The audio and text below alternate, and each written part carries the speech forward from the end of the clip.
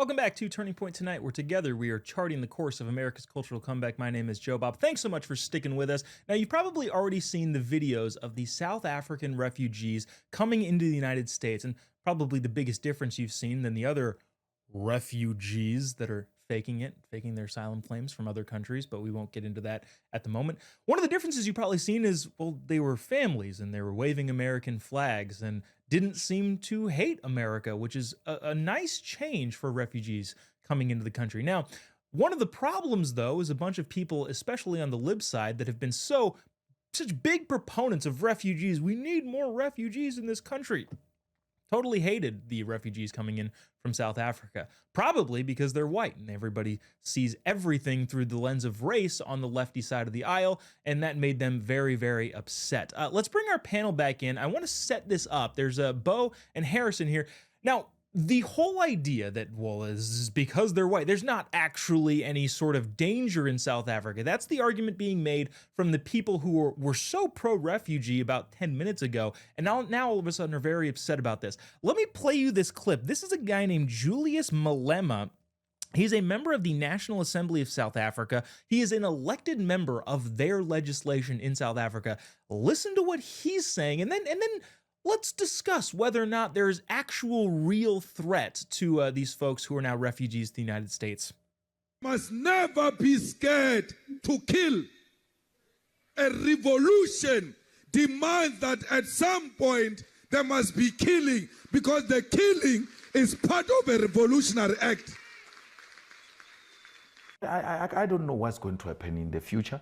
I'm saying to you, we've not called for the killing of white people, at least for now. I can't guarantee the future. Yeah, but I mean, you'd understand somebody watching that, especially as it gets shared on Twitter, they freak out. It sounds like a genocidal call. Cry babies. Cry babies. I'm not calling for the slaughter of white people, at least for now. I can't give you a guarantee of the future, especially when things are going the way they are.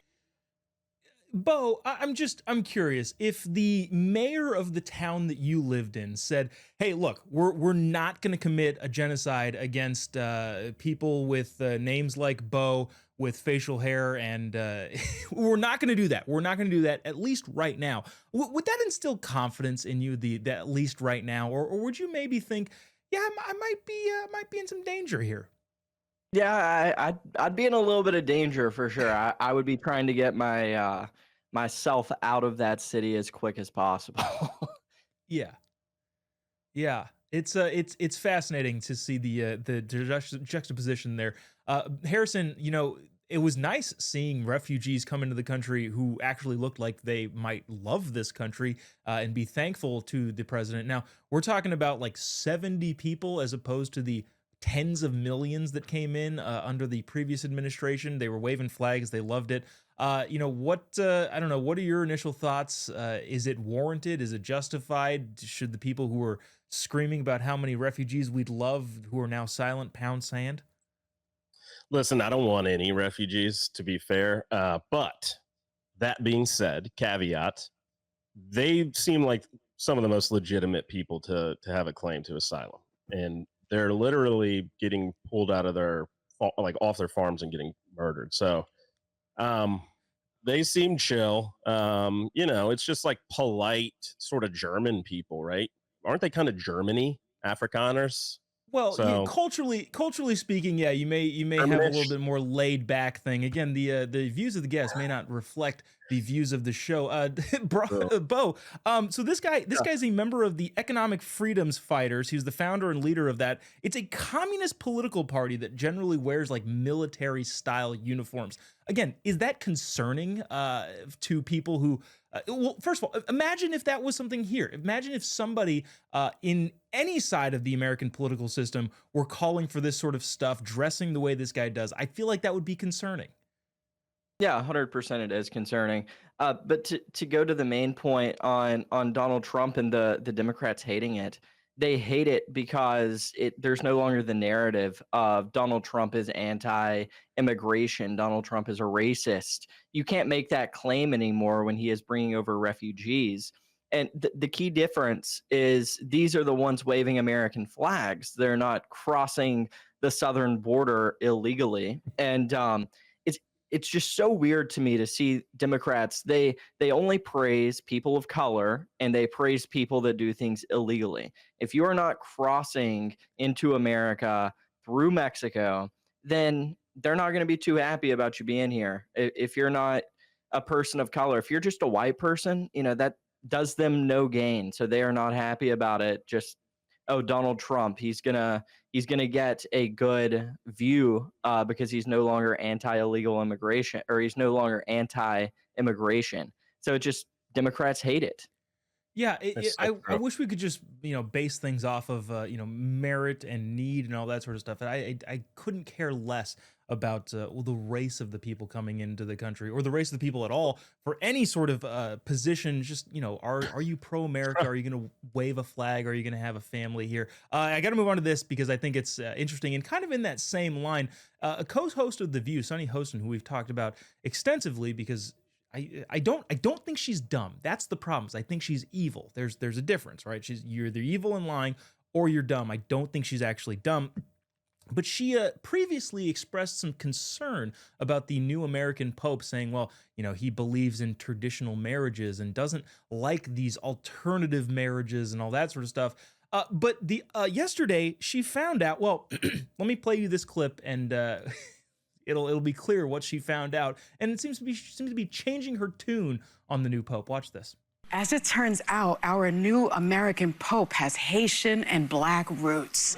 So we actually have a Black Pope. Okay, that doesn't matter to me at all. Now, let me say this: as a person of color, and I hate that caveat that gets thrown in there.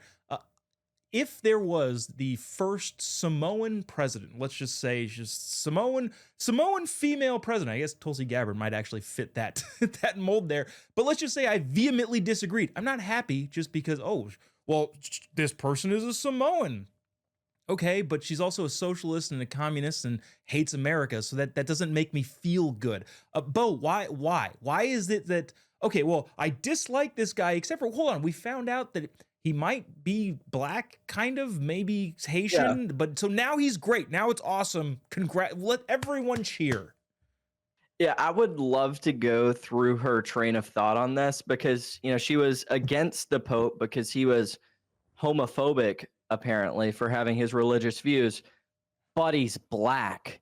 So if you're Black and homophobic, it's based. But if you're not Black, then it's cringe. Dude, That seemed to be the train of thought that I was getting from her. Yeah, like I said, I don't think she's dumb. I think she's evil, which is the difference. Harrison, your thoughts? Is it, well, first of all, let's just say Joe Biden is white. That must mean you loved him. So is Elizabeth Warren, Klaus Schwab. All of these people are white, and because everything matters based on race, according to the folks on The View, that must mean you're a big fan of all of those people. Is that accurate?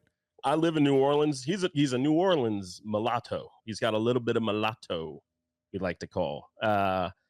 And actually, his parents put white when they moved to Chicago on their forms and stuff, which I think is just a reality down here over hundreds of years. Like if you weren't anything not perfectly white, you were Cajun, Creole, mulatto, anything. They give you all sorts of different distinctions there. So yeah, I mean, he doesn't look like, his skin doesn't look perfectly white. I guess he's got a little olive right there. American. So I it's all bizarre. Obviously, the worst thing is, did you watch that full clip actually? Because if you watch in that clip, the actual most disgusting part of it is the way that Whoopi Goldberg's like sitting there silently with this weird like face, like she's so happy that the Pope's Black. It's like she's watching Jesus come down like from the cross, and she's just sitting there like, oh my, like it's bizarre, creepy, cultish nonsense. It comes from turning away from God and worshiping Satan mostly, but worshiping yourself and being a narcissist psychopath, which is all that The View and the left, that's all that is really. That's what it appeals to and everything. So it's for us. I was just going to say, breaking news: The View is godless and terrible. This is the first. We're just hearing this now. This is breaking news. Full team coverage later on in the hour.